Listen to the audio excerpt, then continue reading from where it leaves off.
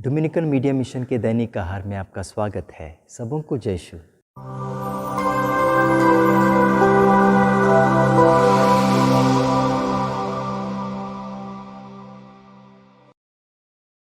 मेरे मित्रों, आज का सुसमाचार मत्ती अध्याय 23 पद संख्या 23 से लिया गया है। प्रभु यीशु शास्त्रियों और फरीसियों के पाखंडता को धिक्कारते हैं। प्रभु कहते हैं कि तुम तो अपने प्याले को बाहर से मांजते हो, अंदर से भी मांजो। देखो वह भीतरी रूप से कितनी गंदगी से भरा हुआ है।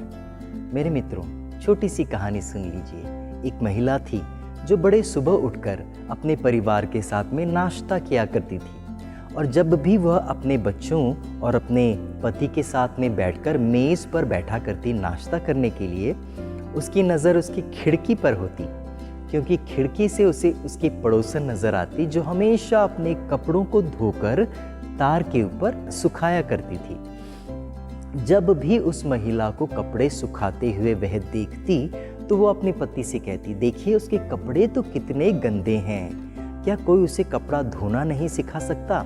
सारे के सारे कपड़े उसके गंदे दिखाई देते हैं, पीले पीले नज़र आते हैं। उसका पति चुपचाप उसकी बातें देखकर ऊब जाता। 1 दिन हो गए, 2 दिन हो गए, 3 दिन हो गए।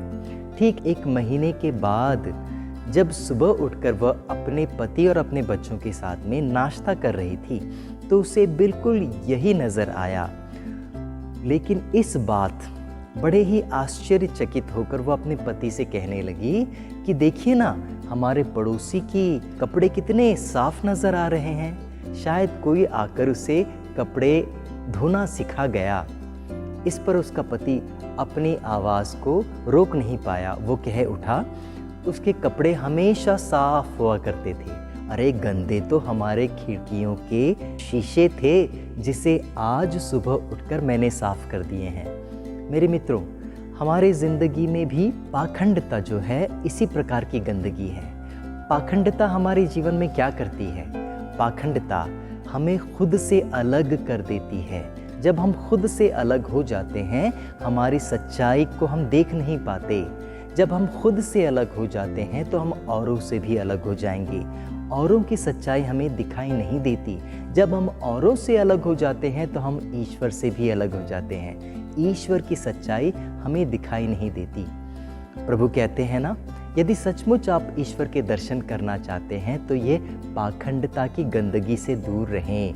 अपने दिल को निर्मल बनाए रखें ताकि हम ईश्वर के दर्शन कर सकें। सबों को जय यीशु।